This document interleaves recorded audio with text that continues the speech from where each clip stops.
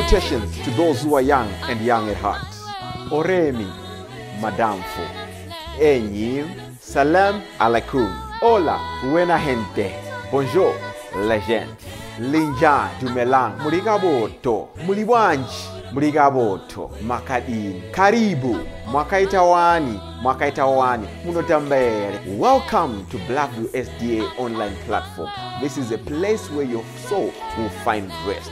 Did you know every Wednesday and Friday at 6:15 p.m. we have consistent midweek prayers? Not only that, during the day from Monday to Friday, if you need a soulful song, please tune into our platform and indeed you'll find rest for your soul. On Sabbath, which is Saturday, we have services from 8:30 right up to 6 p.m. What do you expect to find? We have got the church at study, Sabbath school, music, it's story time. Even our little ones, the children, will find solace on Blackview online worship platforms. Yes, not only are they going to receive a powerful sermon for them, but including the songs, and they'll sing the songs of Zion in the comfort of your home. Yes, you are waiting for the power hour as we receive the beautiful words, the wonderful words that come from the word of God. In the afternoon, we have got powerful discussions, not only for the young, but even for the old, as we prepare this journey on this planet Earth before the sundown. Yes, there is a sermon that will usher you into the new week as you listen to God speak to you. What are you waiting for? Tell your friends about it. Don't forget to join us on YouTube and Facebook. Like our page and subscribe to our YouTube channel. God bless you as we meet on Blackview online worship platform. Nobody can stop me. Nobody. Don't you wanna go? I'm going there. Nobody can stop me. I'm on. Jesu mnunuri wangu, muririo wangu, pone simu nyarati, mumatambuziko. Jesu mnunuri wangu, muririo wangu, handina imwe ama inopinda imi, murichi shangu changu, mupenyu wese.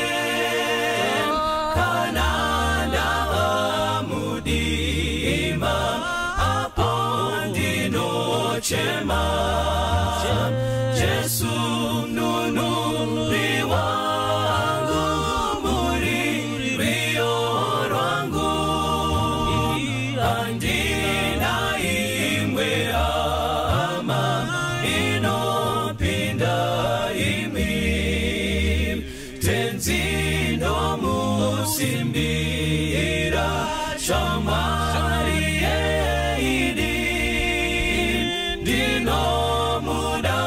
kupinda vanu vese pasi. Jesu mnunuri wangu, muririo wangu, handina imwe ama inopinda imi, muriru faro wangu, Sirema, no farane mikwazo, mudangaro renyu. Jesu mnunuri wangu, muririo wangu, andina imwe ama inopinda imi. Jesu mnunuri wangu, muririo wangu, andina imwe ama inopinda imi. Jesu mnunuri wangu, muririo wangu, andina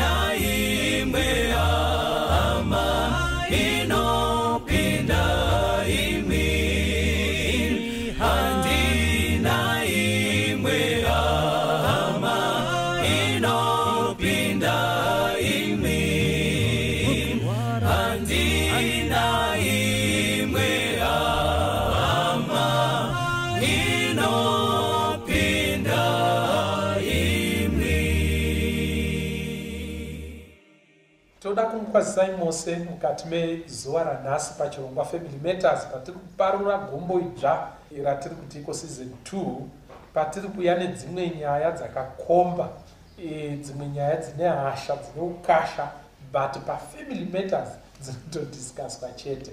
Ndinoda kuti iko musangane vadare vedu vemukati mezuva ranhasi totangira nechekuboshwe rwangu. Tinotenda makadiwa tereri, ini ndinonzwa Nyamazana mufaro wangu kutaura nemi paFamily Matters. Tinotenda chose. Thank you. Next. Makadi hama neshamwari, ini ndinoitwa Maijareji. Tinotenda chose. Touya kupedzisira. Makadi vaduwa vatereri, ini ndinonzi Rotina Mafume Musara naMusara. Tinotenda chose. Touya pano. Kwazivai vateereri, tinofara kusangana zvekare Family Matters. Zita rangu Mrs. Chinengo. Tinotenda chose. Touya pano. Kwaziso kwamuri hama nyanzvadzi, ndinonzi Watson Mbiriri, ndiri mufundisi Bururu waSinyoni. Tinotenda chose. Inoitwa Pastor Francis Mbira, musvokozvi pamwe chete nagono pachirongwa Family Matters. Mukati mezuva ranhasi tine iri ichakoburwa, iri kukwata, iri kushinyira, iri kupisa. Inyaya yemaroro, kurorana. Kuti iko takatida kutarisa kuti kurorana in the African setting, kuwanana zvakambomira sei, zvinorelata sei paumhuri nekuenderera mberi kwemhuri. Zvinhu zvazvinobatsira here kana kunzi iko maya vakawanikwa.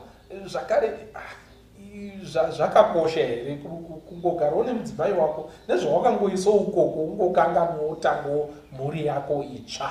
Saka ndonhaurwa yatoda kuti titaure nezvayo yemukati mezuva ranhasi yekuwanana. Zvinobatsirei kumhuri, zvinobatsirei kuwana, zvinobatsirei pamuchato paunoenderera mberi. But maybe kuti titange hedu kuti tiparure nyaya iyi, chirongodzi irora chiko.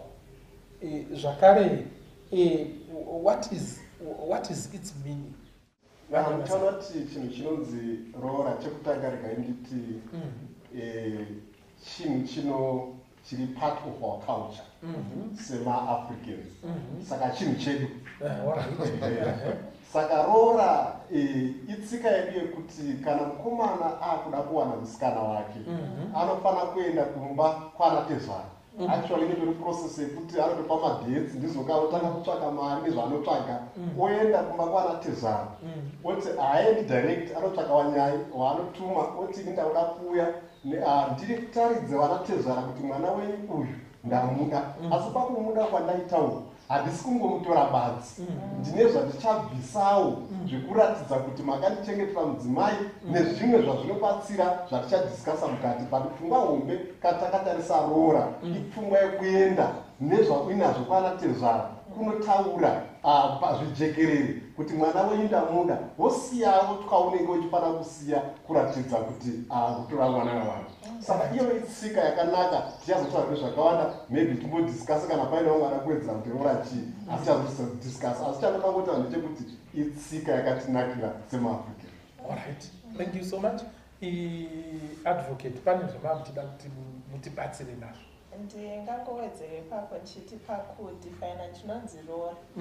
Pane roora chaiyo zvainofanira kureva nezvayakuita ichireva mazano. Saka padefinition yedu tiri kutaura the original form yeroora kuti payakatangwa tsika yacho yairevei and zvainofanira kuramba ichitedzerwa mazviri chero tichizoiadjusted inofanira kurevei. Saka sezvazvitaurwa naVanyamazana kuti roora changa chiri chinhu chekuratidza kutenda vabereki kuti makandirererawo munhu wangu uyu wandazosangana naye saka handisi kungotiza naye asi ndiri kusiyawo something kekuratidza kuti I appreciate the effort yamakaisa. Asi pamusoro pazvo futi rimwe basa reroora ranga riri rekuti vaviri ava vanenge vadanana vari kwavo vega asi pane mhuri mbiri, uyu ari kubvawo kumhuri kwake uyu ari kubvawo kumhuri kwake.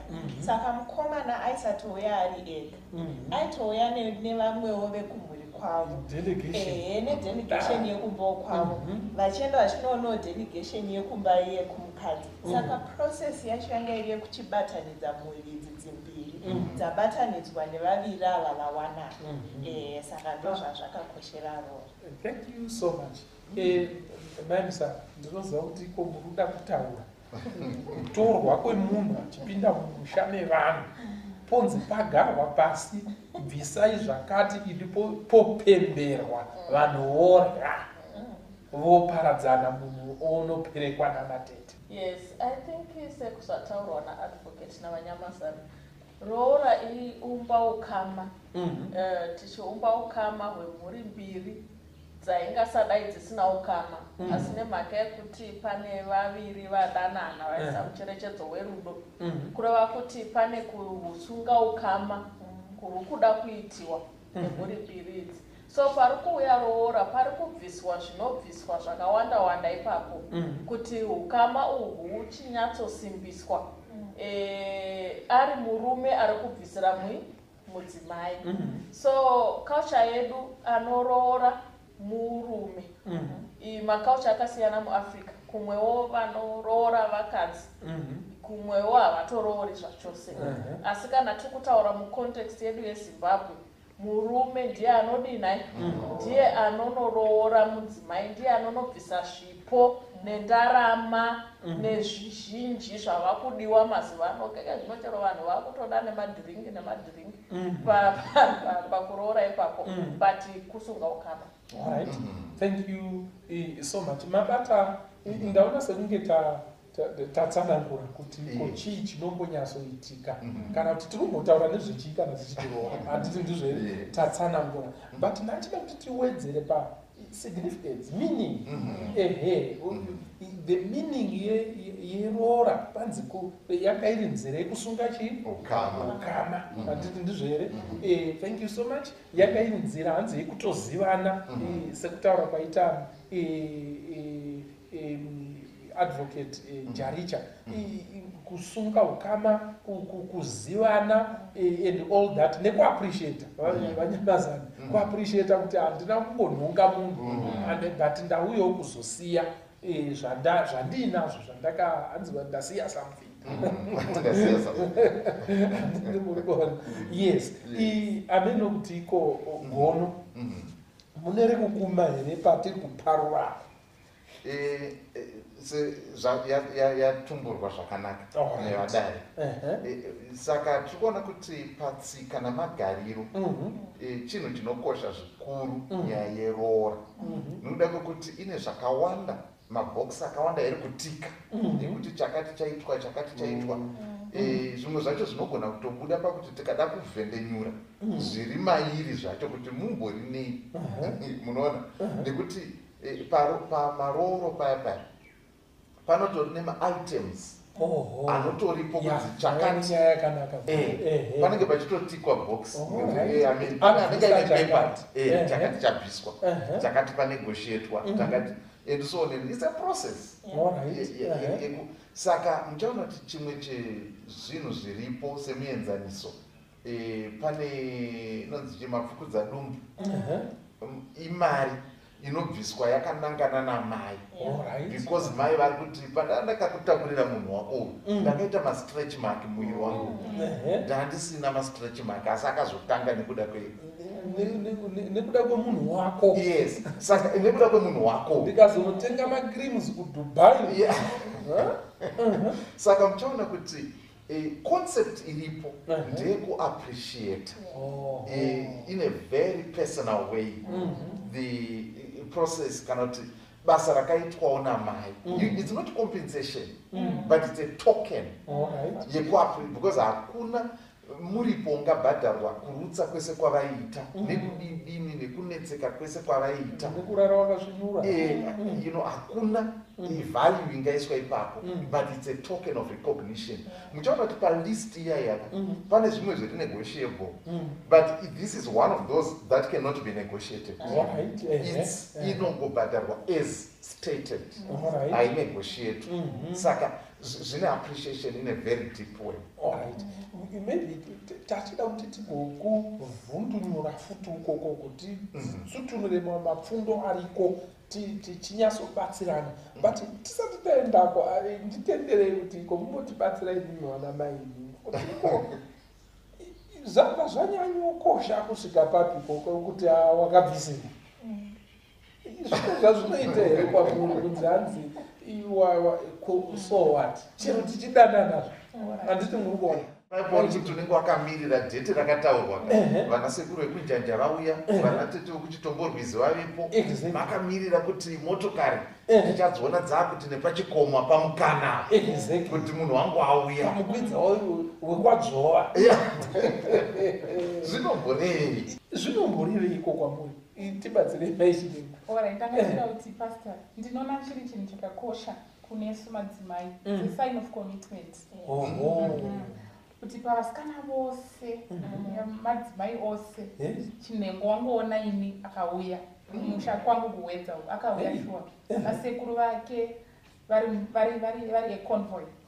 Saka kana zvichitoitika vachiputana vakapfeka masutu kudai mwoyo manje pamwoyo kana tete vasvika akavakomana vapacha vapo anatete vachinovapa kwavo kwavanonzi kuimba yevakwasha. Zvinoratidza kuti munhu anyatsoperera pauri. Commitment, it's a sign of great commitment. Nekukusarudza, kukunonga, kukuita handpick pakati pevanhu. Saka it's a very important aspect mukati memarriage. Zvinotoita kuti marriage yacho izosimbe pasi. Kana akadhiraivha neshamwari dzake nanasekuru kuuya kuwedza kumusha, zvinoreva kuti munhu ari kurevesa nemi. Saka it's a sign of commitment and a respect even to myself. Kuti murume uyu anondiremekedza kusvika pakupambadza pfuma yake. Nekuti pane pfuma yako shoko rinodaro ndopane mwoyo wako futi. Saka it's a sign of great commitment. Zviri kuita sekuti aunza mwoyo. Kutora mwoyo wake wokuti wese. Saka zvakakosha zvakanyanya. Zvekuti mukatotarisa pane kakutorengana tunoita vadzimai kuti akabvisa here.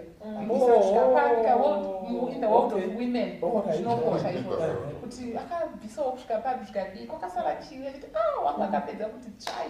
Handina kana chikwereti unonzi wakapfara. Zvinodadisa. Kusvika mai vachembera vanhu vachimotaura kuti baba venyu ava vana kupedza kuroora kuratidza kuti madzimai anozvikoshesa zvakanyanya kusvikira kunyange kuzera rana mbuya. Vanhu vachimotaura kuti sekuru venyu ava havana kupedza kuroora. So it's a great sign of commitment. Saka murume akauyawo nezvaanazvo, mombe mbiri kana mbudzi kana huku idzodzo dzaauya nadzo, kuratidza kuti ari kuappreciata vabereki vangu inini. It's not so much about how much kana zviri kuvanhukadzi. It's about wandiremekedza the commitment. The commitment. The how much tinotoiona kuvarume tichitoshamisika kuti uyu murume akachaja umwe murume 20,000 zvangoita sei.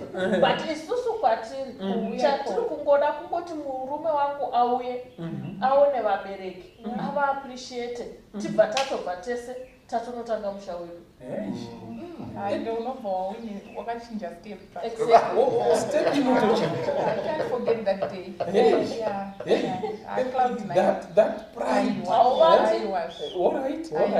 Yekuti yabviswa ende dare racho rafamba zvakanaka. Wakuwasha ukazokuwa mupunga nemachongo vakadya. Chimwe chinhu chandakaona chiri muvarume vanofunga vaya vanotombobatawo rushaya kuti iko ndoita sei kuti mai ava vafare kana kuti ndoita sei kuti iko musikana uyu ndikuda kunyatsomusvitsa pakuti afare.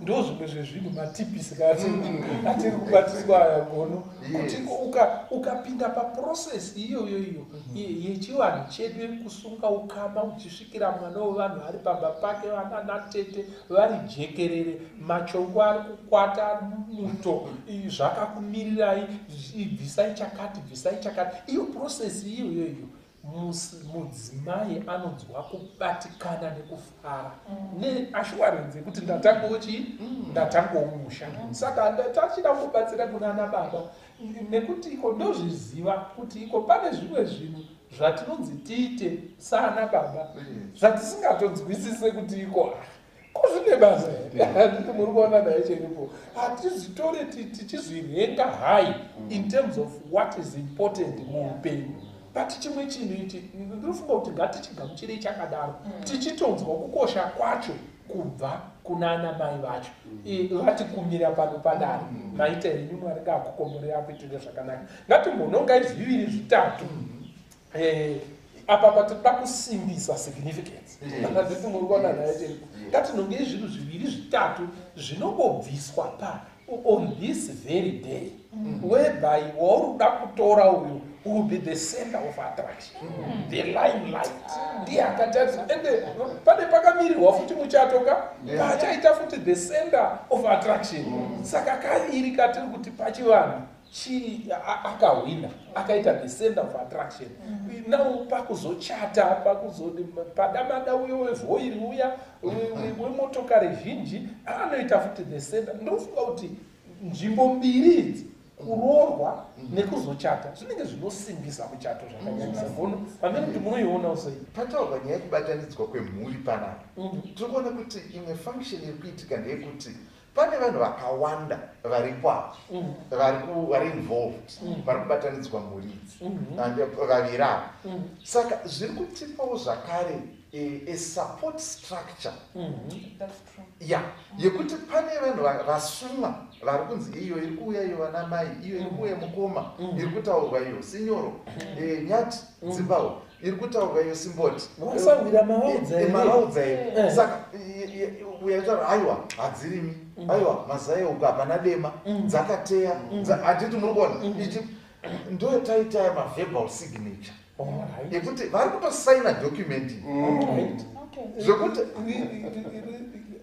hapana pakanyorwa asiri kusaina haui pfudzunyuri zvekumhanyanyai zvasiyana manje navanhu vangoti tasangana tikatengerana yogati ndofunga todanana muri kuona handichasvike kumba ndaroro ndakuenda because saka iyi manje iyi ine support yakasimba yekuti kanzi ranzuro tati haachade mukadzi vanoti muri kutovira vanana sekuru vanotosengaka ati kudiniko onzi ati haachada mukadzi voti bvu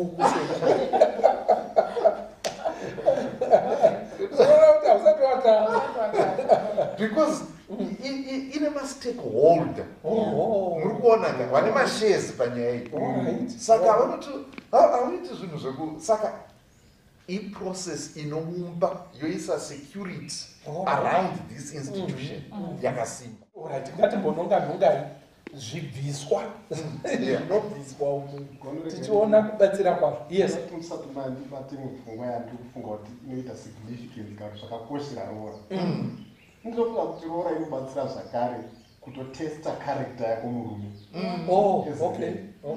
ukanasa process yerora chaiyo haungopinde mubamana muyadhi usina permission hatinguramba nenyaya haungotori ndiro yavo unotokumbira saka muchana kuti process yacho process maprocedures acho ari kutesta personality yako kuti une patience here hatinguramba nenyaya ari kutesta humility because hausvike rogara pasofa unotombogara pasi kana pane customer wedu saka unenge wakatopfeka suti yako but nesuti yako iri pasi uri pasi saka zviri kutesta kuti humility yako as a person yakamira munoziva kuti vanokwanisa kuneekogara mafarms kana macompanies vanonyora kuti hanzi maintruders will be prosecuted kuti haungoenekane wapinda muyadzi yevanhu munhu ari responsible anototanga asika permission saka process yekuroora ikunobvisira pfuma nezvese zviri mugoro inototesta because kana ari munhu asina tinotombozwa nyaya dzekuti wakwasha wakazoranga wakadii kana maasirias saka inyaya kuti nemudzimai atora kuti zvechokwadi murume wako ari patient murume wako ane humility chero wana tezvara wacho vanotora kuti zvechokwadi munhu anechi ane hunhu saka ndo zvimwe zvakakoshera process yekuroora saka vanhu vanotodzidzana vanotodzidzana during that process it's okay. Yes. The way we have revolutionized the young people vava kunyatsochata manje pamaroro paya because zvavava kuita zvaisabvutwa kudhara zvino hembe dzakufanana makamera anenge atodinai aripo zvimatende it gives us a sense of identity as ma-Africans. Kuti tinofila kuti this is home. This is what zvekuti kuzvekuzotoenda kuwhite wedding uko takungoda hedu. But the way we have infused modernity nerora yedu neculture yedu, but tichitaridza the significance of our culture in the way that we dress paceremony iyoyo nekumodernize wotu accommodate vanhu vakawanda vachiuya vachizorya ukamaigasva hunozadzisiwa nekudina nekudya tatochatasva taingogona kungototora mufundisi ane certificate otodina and the photos are very nice. Unenge uchienda pafacebook paunoti wow ndakazviziva izvi aizi yangu izvi zvakaita mashura. Ndibatsirei ndikuti dhana mbichana tiende pakuti iko what could go wrong pakuwanana pakuroorana muchechenderere ndezvipi zvinoti iko baba tachida kuitawo zviricultural but makwikwi zvaramba zvinonetsa. What is it that can go wrong pavanhu kana vachiwanana? Chekutanga chandiri kuona chinogona kuita wrong mazuva ano inyaya yecommercialization of lobola payment issue. Kuti vanhu vakutoitora seindustry inowanza kurwadzirwa kana vabereki vachiripira mwana musikana sekuti mombe dzangu idzi ine handofara language iyo because munhu haasi munhu. Wangu ngandinoti majasangu wakubaasiyanaine majasangu mazvitavanopfungwa atowapo ndecommercialize extend yekuti vanhu vakuchajwa according nevalue yavari kunziva nayo. Kureva kuti mwana akaenda kuuniversity anonzi anodhurawo, mwana akasvikawo grade 7 anonzi anochajwa mari shoma. Zvora kuti akutotrita mwanasikana sesort of property inoiswa some value attached to it. Kana takuchirungu toti objectification of women akutorwa seobject kana kuti property. But tibatsireiwo akomana tine vana vasikana muda kuti ndichingopawo here aiwa ngati mbonyatsopa tauro iwo ipapapo nekuti iwoga pane zviya zvekutoti shuwa iraha bhizimisi kana kuti munhu anobatwa nemakaro akatarisana newakuwasha then wotanga kuda kutsvaga mari ipapapo izvozvi zvakaipa. But kune rimwewo divi rekuti iko mukwasha pane vanhu vauda kungopiwa gono imbotibatsira ipapapo pane vauda kuita walkaway nemwana wevanhu pano pari strikewo balance pano panenge pari tisasare tichipindwa nechani in the sense yekuti ndofunga aspect yecommercialization yataurwa nanyati ndeyekuti inonetsa kuestablisha because I think it's an issue intent maybe at law yekuti pane intention here yekuita profit from this which may be difficult to ascertain kana vakatarisa kuti apa kana kuti ukangonzwa kunzi akaroora last week vakachajwa pakadii vanhu makombi matinofamba zvonzi 15,000 and so on. Saka ndikuti mwana uyu akaenda kuuniversity mhiri kwamakungwa and so on. But muchaona futi kuti zvinogona kusiyana nemawaniro anoita mukuwasha wacho handitika. Mukatarisa mubhaibheri zvipo zvaiunzwa kutemberi painzi kana ari nhingi akukanganisa kana kuti ari muprista kana kuti ari mambo paidiwa mombe handiti ndizvoka. Kana angoriwo munhuwo zvake panogona kunzi pari kudiwa gwai, panogona kunzi pari kudiwa njiva, paigona kunzi pari kudiwa flower. The objective iri kusevwa ndeimwe chete asi pari kutariswa capacity yemunhu nekukwanisa kwake. Saka dzimwe nguva panogona kunzi vakwasha indoziva pane macases pada atinonzwa mumakombo mekuti munhu pamari yese yakataurwa aibvisa double mukwasha. Pane chese chataurwa anobvisa double. Yes, exactly. This is something that is actually zvatinonzwa mumakombi matinofamba.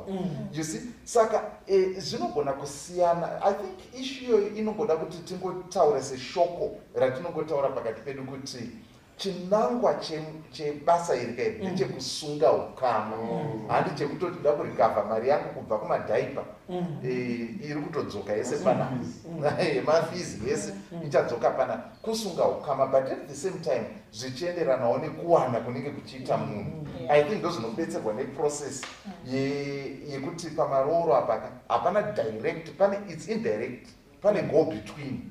Uko kuna munyai, uko kune munyai. Vana tete futi vari pakati apo, vari mashock absorber. Kozoti vana baba vana mai, kozoti vana baba. That intricate. Yeah. Saka ndofunga kuti pfungwa ye-commercialization can really be there, but I think it's very difficult to really pinpoint. Yeah. Pinpoint. Yes. You are very right. But pandanjida kuti tibatsirane. Ini mati inini kana munhu ari kuuya kuzowanikwa. Handiti ndizvo ere. Mukwasha auya kuzoratidza kuti iko ndada mwana wenyu. And I can do anything. I can go to any length. Nekuti ndada mwana wangu, ndada mwana wenyu. Vaberekiwo vanenge vachida ku andipo here pavanoonawo kuti iko mwana wedu achanogarawo zvakanaka. Zvino kana ungoitawo kuchema pakanzi yendiro wochema nendiro, aiwa ipapapo babatei maimizara imbotibatsirai ipapapo kuti iko yendiro chaiyo kukumbira pekuisa ndiro kutaura kuti vana baba taomero.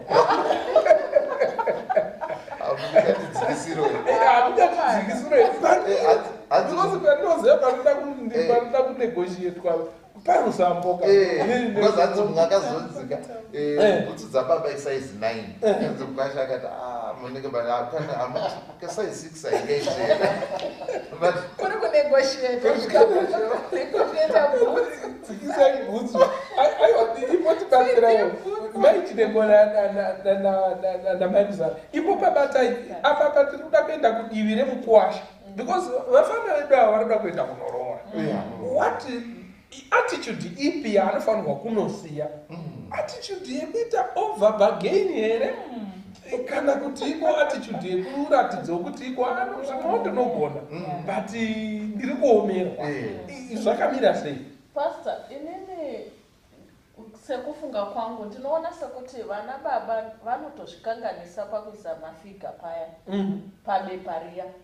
Inini dai ndiri murume zvangu ndaingoti tiri kuda vhura muromo, tiri kuda enanodzichi mafukidza dumbu, tiri kuda endino, matekenya ndebvu, tiri kuda rusambo, tiri kuda ndomoisa list ndoti vakwasha chindipaiwo zvamunokwanisa apa. Munoona kuti sometimes we short change ourselves sevabereki nekuva greed. But munoona kuti dai process yaiitwa saizvozvo ndinoona kuti mukwasha anorespecta tezvara wake anobudisa nemwoyo wake yaanokwanisa neappreciation yekuti zveshuwa mukadzi uyu ndakamuda and I've prepared for this day. Munogona todiscussa nemwanasikana wenyu sekuona kwaunoita murume wako angakwanisa kusvika pachini. Tisazonyadzisa mukwasha wani wenyu haditi ndotokuudzai inini semwana wenyu kuti nekuti isusu vana tagara tinotaurana namai vedu, vana mai vanenge vachitoziva pavanotopinda mutiyawanda ndendatovaudza kudhara kuti mukwasha wenyu mama ane mari yakati ndoya atouya nayo ndoya yakasefa takatokurukura tikatotaura zvokuti imimi vana baba munozopuwa zvigwishu zvoita sokuti mukwasha haana kurespect but mukwasha atotapurawo nekutsvaga mari. Batsirai mukwasha, batsirai vana vedu. What attitude must carry him achisvika padare riya ainasa dombo wake?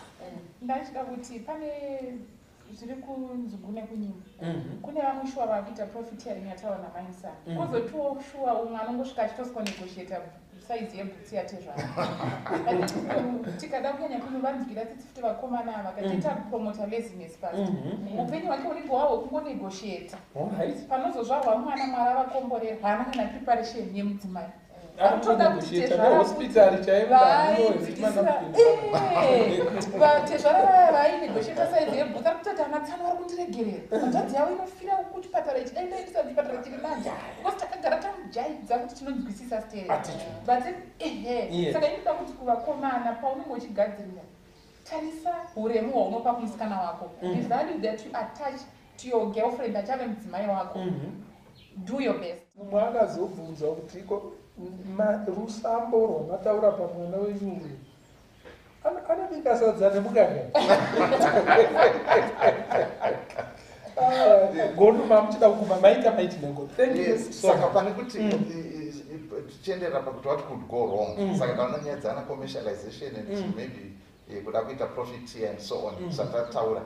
Chimwe chinogona kukanganisika ndechekuti pada zvinogona kuita muchataura zviri. Zvinogona kuita kuti baba namai vakaita mwana kamukunda vakasiyana.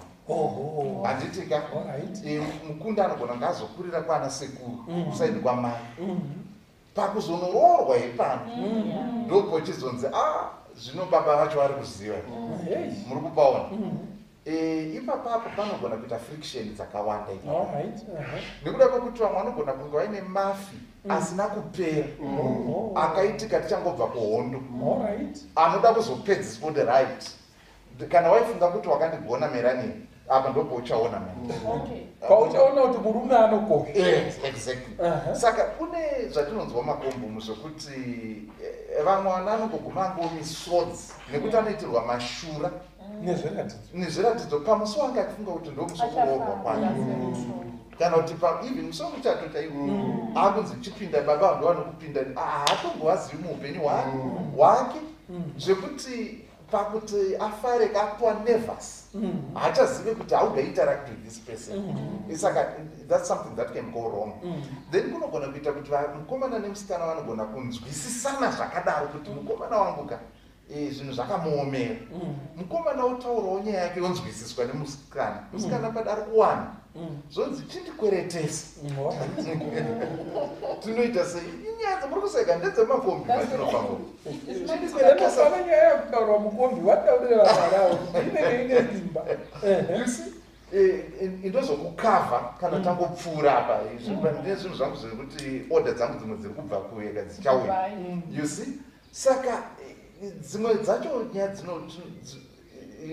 hadzizoperi zvakanaka vamwe vakuzotaura namashoko ekuti handinaenda kabvisa kumba kwenyu ndiwakadiniyo ndiwakabvisa saka munhu akuti kuti ndakazviroora hereni and so on and so on. Saka those are some of the kana things kutonyatsotaurwa unziko ndandisina zvinhu zvese zvinane wakatozongobvisawo mari kuti iko zvifambe vanhu vanenge vakutaura mberi uko vachatimberi. Alright, thank you. Mabata dzinopisa kuno inyaya yekuti iko mwana akakura achirerwa kwana sekuru achirerwa kwana sekuru mai vanogona kunge vakatoroorwa kumwe baba vakaroorawo handiti muri kuona kuri kutosvikira mukuwasha ndikuna ana sekuru mwana uzonzi akuroora vanhu vosvikosangana ipapapo tapota vanhu vamwari tanga tichida kuti tibatsirane panyaya yekuroorwa nekuenda zvakanaka kwevana kuvarume vavo. Musakiriyete madhirama pamusoro pemhuri dzevana kuti iko ndo pamunosvikoonana mopika kutukana kwamakaita pamakaparadzana paya ndo pamunoisimudzira pamuchato kana kuti musi wokuroorwa kwemwana ida hazvina kunaka. Vamwe vari kuzivikanwa nekuti iko mwana ari kuroorwa baba vakanyatsosiya mwana aina mai akarerwa namai akaitirwa zvese namai musi wokuroorwa zvonzi baba wacho hatingape munhu asiri mutoro hatingape mutoro wamari yekuroorwa kwemwana baba vobva kubhechinafuko kugerofriend vosvika vachisvikonakura mari yese kana chavanosiyira mai kana chavanosiyira mwana sekuru kana chinyi gono amenokuti vanyamazani then tozouya kuna mai musana. Yes, ipo pataura ipapapo pari izvi zviri zvigono izvi zviri kurwadza vana pavari kutanga muchana. inyaya inorwadza chokwadi kuti pamwe pacho baba vanenge vakatotiza mwana itori mimba pamwe pacho wakatoiramba kuti haisi mimba yangu haisi mimba yangu wakaenda wakanoita zvaunoita then musi unonzi mwana waakurorwa baba wakudikira kuti pfuma yakudiwa indinofunga kuti zvakakosha pamwe pacho panogoda kuti toshande kutorizira chaiko kuti mwana uyo handisina kamuchengeta pane wanga wachimuchengeta ndo wanofanira kuenjoya mabenefits ezvauya nemukwasi ende zvinobatsirawo chero iye mwana wacho because kwaari musikana because paari kurorwa madzimai akashara kuti iweye kuappreciata wabereki kana iyewo anofila a sense of satisfaction kuti at least ndaappreciata munhu akadini akandichengeta. Akanzi pane mumwe akazonzi iko mari dzese dzabviswa zvikanzi yekupedzisira bvisa yemaziso emachinda. Maziso emachinda chinyiko zvikanzi handiti kuona pachitambwa dare rese atiri kuona tokomana twati twakatonona twakatarisa ndo machinda acho saka yaizotengerwawo vafana vaizotengerwa tokadhiringi nechinyi tofarawo hanzi yemaziso emachinda. Dynamics dzeculture yedu ndichabata nyaya mbiri. Chinonyanya kukanganisika ndokunga panyaya dzese dzatiri kutaura zviri kutoratidza kuti chinokanganisika pamaroro kutadza kunzwisisa process yacho aidha kwevabereki kana kuti kwemukomana kana kuti kwemusikana wacho kutotadza kunzwisisa kuti zviri kuitika izvi ndezvei zviri kurenzei zvinoitirwei. Saka chimwe chinogona kukanganisika kuvabereki uku ndechekuti dzimwe nguva mukwasha kana akabvisa stereki munoona kuti process iyi ndeyekuti kana pakaitika maissues family is now involved zvatachimbotaura zvekuti patori nemastakeholders amo munyaya iyi. Saka pane nyaya dzinotaurwa dzekuti dzimweni dzenhambo mumwe mukwasha anenge akabvisa mari yavanoti yakati wandei akuabhusa mudzimai uku mudzimai wati regai ndinoudze tete vangu kana kuti ndinoudze mai vangu kana mumwe wangakwanise kundibatsira asi unonzwa tete vaya vachiti yuwi nemabvisiro akaita aya tingapere zvedu nekunyara kunonzi hanzi taenda kunomisidzana nemukwasha ndiye ari kutotichengeta pamusha pano. Saka issue yecommodification iye inenge yakubuda kuti value yemudzimai haisisipo semunhu value yaapo ndeyemari kuti so long akabvisirwa zvaakuitika kwaari hazisina basa so long taprotecta mari yatakawana neyatichiri kuwana. Then imwe issue ingaitike futi ndeyekuti tambotsanangura paya tichiti panyaya yemaroro pane vanhu vakawanda varipo pakati munotoona kuti musikana wacho nemukomana wacho hapana zvavanoita kunze kwekungovapo havo vachipemberwa vachidiki asi vanhu vanofambisa nyaya yevabereki vana tete naanani from both sides. Saka pakaita vanhu vakuru ivavo vari unreasonable zvinogona kukanganisa rora yacho kuti instead of kuti ichiite a facilitative process yekuti vanhu vawanana yatoo prohibitory vanhu vakuchitotadza kurorana pamusoro pazvo. Saka muchizoona kuti dai dare risipo zvingadai zvafamba. Saka muchiona kuti semutemo yakuproposwa mamarriages bill ako izvezvi marriage bill iriko it's trying to move away from that because yakutoona kuti process yekutoti paitwe rora inenge yakutozochikanganisa kuti vanhu vakwanise kuwanana. Vamwe vanobva vatoti mwana wedu haabve pano kana kuti hatikupe muchato kusvika matobvisa mari yakati mukwasha haana mari yacho yekusvika ipapo vanhu votoita rimwe gore kana maviri vasati vapedza kuti vachikwane kugarisana vese. Chero pachikristu handifunga kuti ndizvo maitirwo azvinofanira kuitwa nekuti chero bhaibheri rinoti anenge atsvanga arori. Saka kureva kuti process yacho haizi kuramba ndichiti munhu aramba achitsvaka ndeyekuti achikwanise kuwana munhu wake akwanise kugara naye. Saka ndizvo zvimwe zvingangokanganisiki pamaroro. Great, that's good. Maita henyu ndine vamwe sekuru vaitiko padare vaingoti saka inini handichanzwisisi kana mangonzwa sekuru vadaro which means tangisai patsva zvinhu zvese ndinogona nayo teripo. Saka tiri kutiko mumatare kana muchinge magara facilitate kuti vana vatowanana. Kana magara mudare rekuti pane muchato watakatarisana nawo, chivanhu chaicho, you are just vehicles dzekuti iko to enable kuti iko chinhu ichi pakupedzisira chizonzi chakanakidza mufunge, ende takakomborerwa zvakaita zvakanaka, ende takasiyiwa tiine chiremerera. Kana muri dare remusha, musaite dare remusha rekupwanya nekuparadza. Hatisi kuti iko don't be strict and stick to your guns. No. Mune mavalues yenyu amunokoshesa mukati memusha wenyu, but in your values nezvese zvamunoita mukati mekuti vana vachate kana kuti vawanane, facilitatai kuti zvifambe at all costs. Mwari achikukomborera achikuitirai zvakanaka. Yes, isatapfura. Tinogona kunetsa mukwasha anongoti 1979 nawo yakuzorora kusvika 2021 haana uzombodzokera kunopedzisa zvakasiyavimbisa muchaunoti kana munhu achida kuda mudzimai wake anopromisa a lot of things. Mukangondipa muchato chete ndipei 6 months modzoka pana 1978 kusvika 2021 ndizvozvo munhu uya eventually anogona kuzofa. And to list it, haturaswe pasi. Kanenge kakatsvuka chin'ai kalist vainakwana tezvara. Vachiziva kuti mukwasha akasiya aita sei ativimbisa. Saka zvinokona kuti zvinokosha. Izvo vaiti could go wrong pakuti munhu uya anogona kuzofa asina kudzokera kunopedzisa pfuma yake. Vana ndo vanosara vachinetswa. Even panofa mumai vaya maybe ndo vanotanga kufa mukwasha osara. Tinoona zvakawanda zvichiitika panhamo munhu achinzi avigwe aite sei. I understand kuti mutemo une zvawaakuita kuavoida that, but mumamisha mukati umu zvinongoitika izvozvo. Iyo ukangoona wakufungidziswa nemukadzi kuti iko makazoti nenyaya dziya uchingotsika ende kazhinji kunopedzisa maroro kana kuti kumbosunda zviri significant pamaroro ako, kazhinji kacho hazvinei nekuti hamuna mari. Kakawanda kacho zvinei nekuti uri kuprioritiza here kuwana mudzimai wani, mudzimai wako. Because kune mari dzakawanda dzinoshanda, dzine dzichishanda zvinhu zvakakosha.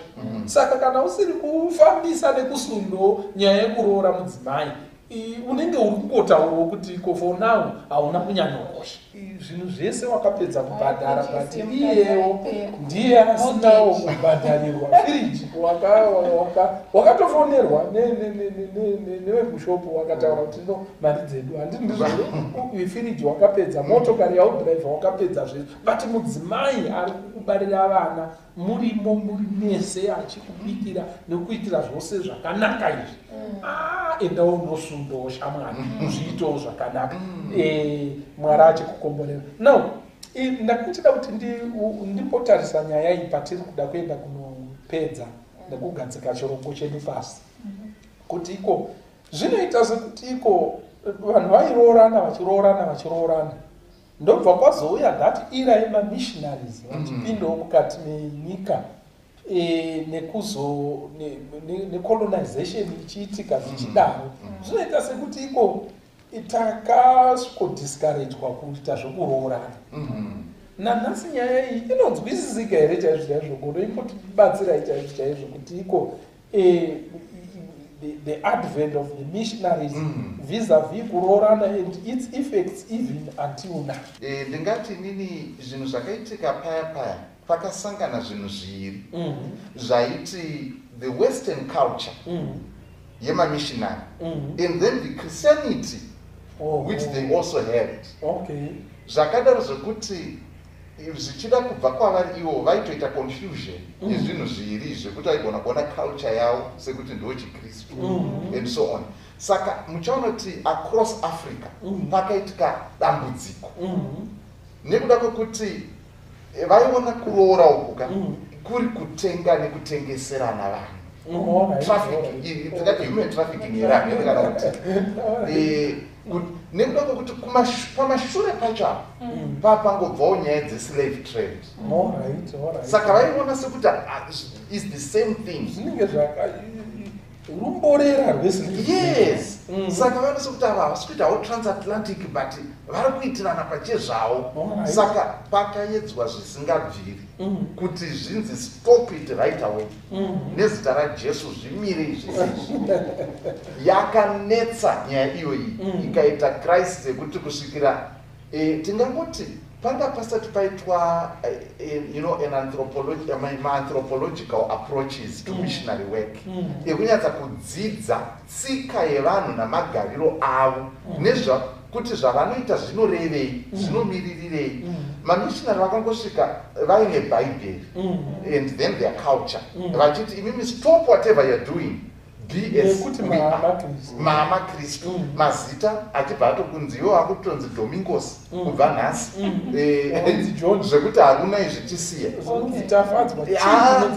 zitafadzwa. Saka vaipa mazita avanoziva iwo ndo waiti ndowane meaning ako aya hana chinyi. So pakati pezvimwe izvozvizvi nyaya yekuroora ndo imwe yakabva yabatanidzirwa imomo but yakaita chimoto kusvikira I think tazosvika paira yekuti vanhu vakanyatsa kudzidza using anthropology yekuti sei vanhu vachimboita izvi zvinorevei, instead yekuvalectura chimbogara inavo pasi muchivabvunza ivo pane kuti mimungotaura. Saka iye zvino pane a different appreciation yekuti I think machurches mazhinji vakangoona kuti izvi hazvirwisani nechikristu, zvine mavalues, zvine meaning, zvine significance. Asi in the Western world generally chinhu chisati chanyatsa kuappreciatwa zvakanyanya. I remember imwe nguva tiri kuRomania takaita a whole day mudzimai wangu nenani takakombwa nevillage yese. I know you have been to Romania as well. Vachitaura kuti imi how can you tell me kuti munhu can be a Christian asachiri kubvisa roora. Tikati manetsero azviri kukuita ika ndo manetsero azviri kundiita ndakakutarisai kuti mugere nemadzimai enyu musina kubvisa roora asi muri makristu. Mukuita makristu sei? Saka kusvikira vazoona vataidzidza navo vazoona muchinyorwa chamai waiti vachipembedza kuroora kwakaita Isaac vakati ndo payakazoti nyaya yacho muri kupaona. Saka macultural dynamics asi tsika yekuroora haina painopesana neshoko raMwari. Pakangoita clash of identities. Maclash of identities akurava kuti umwe anenge asingamunzwisisi kuti zvinoenda nepi.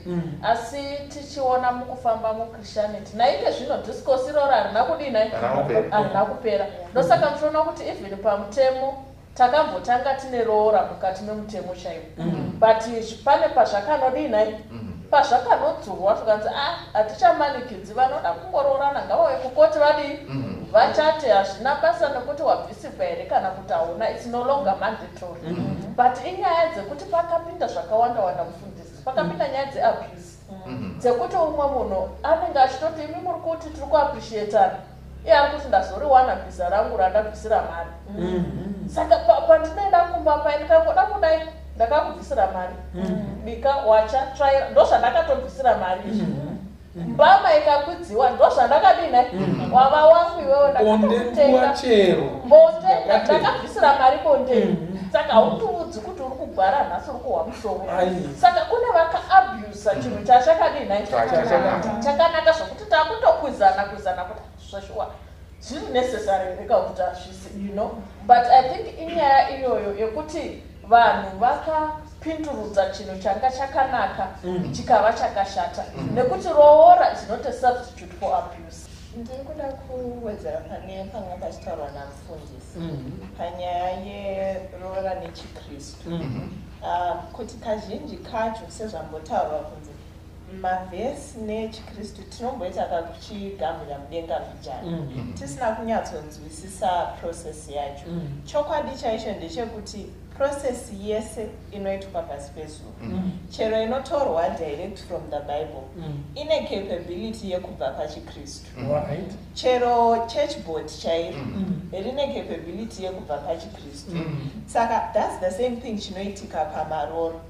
Makristu vanhu process is another thing altogether. Saka kana vanhu vakashandisa maprinciples echikristu erudo nekunzwirana nekuregererana muprocess yerora you will find kuti it's a very good thing and chinotoseva purpose yacho zvakanaka asi tikaita the reverse then panotanga kuuya maproblems ese ayatanga tichataura and when you look at it chero mubhaibheri chaimo unotaona kuti kune vanhu vaitoita process yacho yekurora Jacob akashandira mukadzi wake 14 years as a sign of commitment yes kuti ndiri kunyatsoda mudzimai uyu saka handisi kuzongomutora asi ndichatomushandira and mwana waJacob tinozoonawo achitoroorwawo pachitwa manegotiations nekuti saka mamati of course pane kukanganisika kwakwamboitika but after that mukwasha anotoya achitaurana nababa nehanzvadzi dzacho kuti saka nezvaitika izvi mungandibhadharisewo bride price yakamira sei kuti ndigadzirise nyaya dzangu saka process yemaroro kana kuti culture yacho it's not a complete diversion from Christianity but inoda kuti tingwarire maitiro atinoita kuti tisabva tarase chikristu chedu kana takuita zvinhu izvozvo zvemaroro. Thank you so much. Maybe pakupedzisira regerai tiiti ko urora is it still relevant in this modern era? Zvichiri relevant here? Yeah, zvakakosha senior. Nandauzama kuita tai neyatatichitaura. Uchiona kuti tikataura madivorce rates in Western world and in African context. Zvakatosiyana. Pakuti in the Western world divorce is high. Why zvichiitika kudaro? Because they just move in. So they can easily move out. Saka marriage is so simple in the Western world. Murume wako wotogara mese hapana kana that bond inocreate between families. Saka I think doing an aspect isina kunyaku ndikutofunga kuti mamissionaries haana kunzwisa the sanctity of marriage. They did not understand kukosha kwemarriage pamberi pani pamwari and they confused Western culture and Christian culture. Saka ivo vangofunga kuti Western culture ndoiraight. So they then wanted to take it kuisa Christian culture. And zvaitozouraya kukosha kwemarriage. Ndotimuona kuti kuAfrica we emphasize on collectivism. Ma-Westerns they emphasize on individualism. So munoona kuti inini ambuya wangu wakarwara. I can take care of them. Ndinogona kutogara nawo for several years. Ndichiwachengeta because of our collectivism. And zvabva papfuma because I'm formally known mumhuri iyi. But daina ndakangotora mai nyamaza ndogara navo kana ambuya wangu akarwara havagoni kuuya kumba kwavo. Saka vanogona kutofa nediabetes, vanogona kutofa nezve vari kwavari ikoko because hapana that relationship. Saka muchiona kuti nhau yemarriage inogona kusimbisa zvakare pfungwa yecollectivism. And ndochipedzisa pane pfungwa yekutaura kuti relevance ukati kana as long as the Bible is still relevant, even Lobola is still also relevant. Because marriage is still holy before God. And holiness yake inoratidza commitment. Commitment inobuda pakunobvisa chini pfuma zvosunganidza mhuri zvinhu zvese zvapachena. Saka kwandiri ndinoona sekuti Lobola is very relevant. I think the fact here it brings out our identity as a people. And tichiri appreciate, but also tichiziva kuti culture is dynamic. Isusu tinogona kuona iri very relevant nokuti tichiri padhuze neculture yacho. But as we move on, vana vedu vanogona kusaona sekuti richina. Saka as modernity ichipinda zvinhu zvinodina zvinoenda zvichishanduka. Saka I think at any stage in time we hope tinoramba tine identity as Zimbabweans to keep that culture going in its rightful tichinyatsoziva kuti tiri kuiitirei, tiri kuappreciate vabereki vedu, tiri kudai. Tova open-minded about it as well. Kuti zvinogona kungochinja any minute. Tikasatova nayo culture yacho iyo. Semakuriro atakaita nhembe dzedu. But tiri kuda kuti isusu ikaitwa nomazvo nemafambiro ainofanira kuita ichimupa ukama as originally planned. Ayo chinhu chakanaka tisina kusviba pamberi paMwari. Ndachida kuti ndinoona Lobola kuitwa kwemaroro kuchiri relevant as long as we are still having an African community. Because it's at the core of our culture. As Africans, zvinototikoshera. Ndafarira nyaya yecollectivism yataurwa naElka kuti zvinounganidza vanhu, zvinoita kuti tive codependence yefamily, zvichitidzidzisa our famous isiZulu statement yekuti umuntu mumuntu ngavantu. We are who we are because of other people. Saka zvinoita nyangwe modernity kutaura naMai Sara ichiuya, technology, globalization and everything, pane zvimwewo zvinofanira kusara zvingori part of us as Africans to define us and to make us unique from every other group of people. Saka zvimwe tinoita tichitora maybe maitirwa zvinoitwa anogona kufambawo nemodernity life. Vambotaura naMai Sara isu mazuva ataroorwa tinoziva kuti kunosoneswawo micheka uchitorwa mafoto, but zvaakuitwa izvozvo, but still tichiri pamarora, but modernity tichiisa mukati. I think sati tapendera zvakakosha tichitaura issue yeglobalization iyoyo tibate chinhu chiri kunyanya kuaffecta vechidiki vemazuva ano, kuti mwana anoenda kuEngland kunodzidza unosangana nemukomana wake ikoko oti ine ndawanikwa ndakuda kuroorwa. How do we handle it as a family?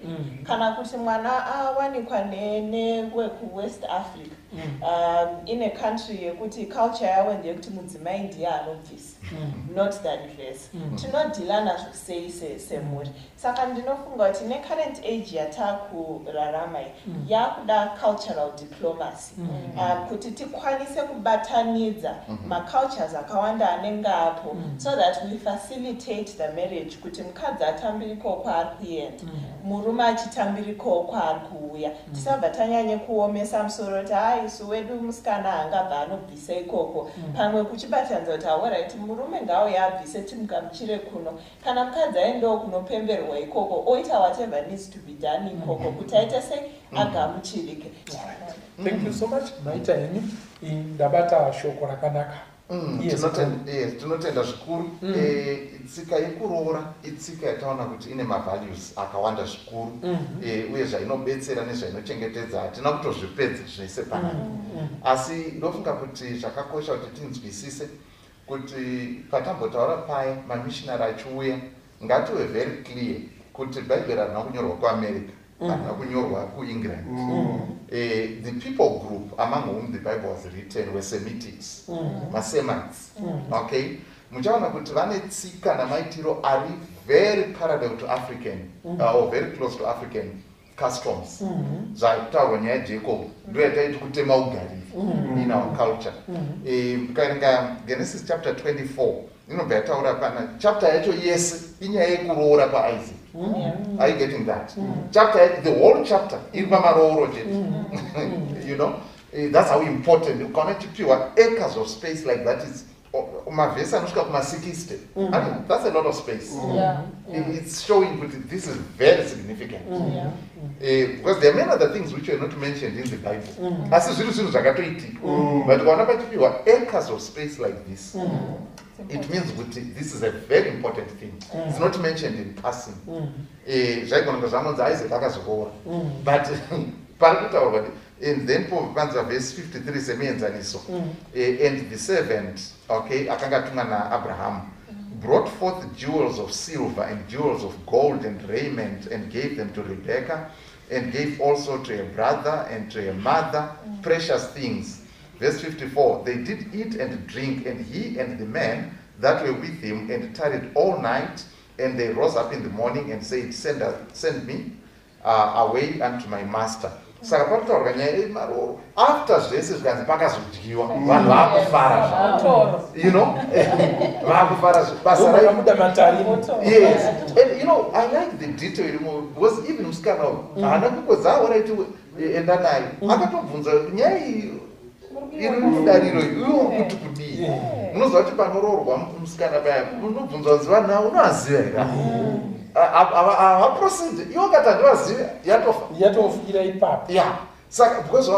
a signature, you could have endorsed, the process can proceed. Are you getting that? I mean, you see those elements, and it's so beautiful, so significant. And then at the end, Jesu kana akatarisana nesangano rinototorwa as a bride akabvisirwa pakaovhari paya pakatobvisirwa there was sacrifice pakatoroorwa paya ndosaka titi mwoyo ngairege kumanikidza ndiri kuenda asi ndiri kudzoka ini handichakuita gara ndichauya ndiri kutouya zveshuwa muri kupaona ndiri kudzoka saka as an African I really appreciate the value that was invested in me naKristu uye kuti zvechokwadi ari kudzoka uye nekupembera kunoita musikana kana achiona mukomana ari kuuya motikari dzichepa mati pamukana wekwani pamukwidzi wakadzvowa pamukwidzi wakadzvowa motikari dziri kudzikisira dziri kuuya dzakarembuka kufara kunoita musikana kuti avawi ndokuvasikana kutanga kumhanya kana papaiti pasina kupedzisasvitsvairwa kudhasta kuti avakusvitete and so on mafinal touches ayaya ndikuona kuti motikari dzichiuya so izvi ndofunga ndokufara kuchaita mwenga anowasangana Kristu achiuya ngirozi dzichidzika European cannot appreciate this in the same sense iringi nepizza vanhu vatoti zvatopera so I think it's so rich ndofunga kuti zvakanaka kuti Mwari watibatsire asi tichizviita murudo nemukukudzana toda kutenda chose Mwari ngaatibatsire Mwari atitire zvakanaka ndo yatatsenga mukati mezuva ranhasi nyaya yemaroro tichida kutiko kana paine maybe vari kupesana nekuda kwekuwana vanana baba nyaya iyi iitei serious ine zvainoita pane painonotekenyedza kumudzimai zvinotokonzera kugarisana kwakanaka kuri naye ende zvakare kuti kana abvisirwa wabvisa mombe double kuti uchimutarisa uchiti hapana zvamunotaura pano zvine zvazvinoitawo futi saka the significance kana kuti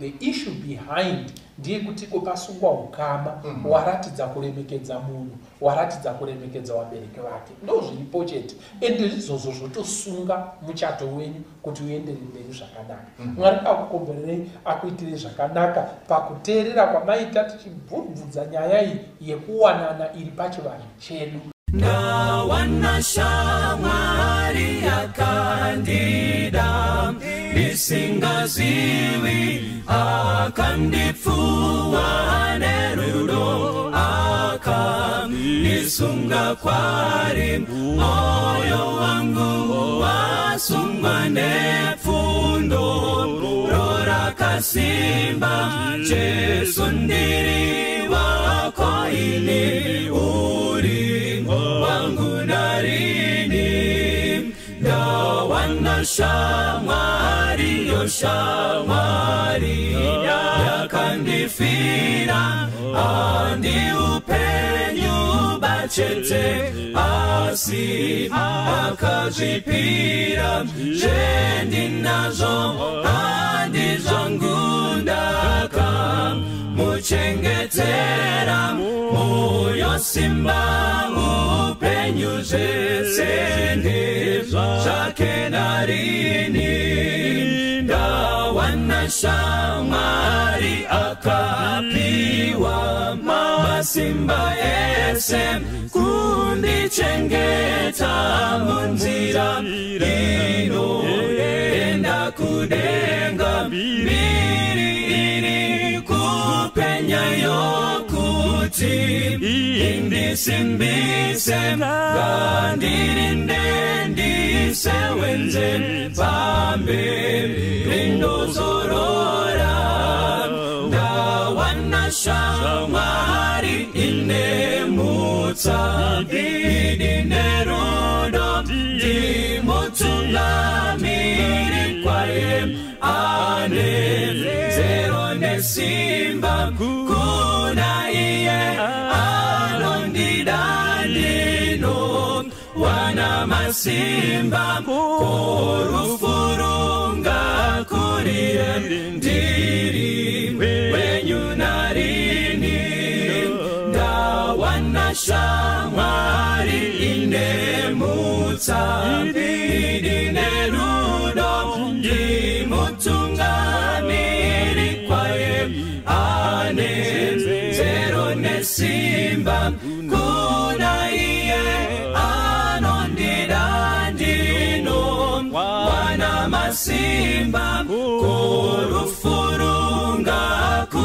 kurire ndiri wenyu narini kuna iye anondida ndino wana masimba korufurunga kurire ndiri wenyu narini korufurunga kurire ndiri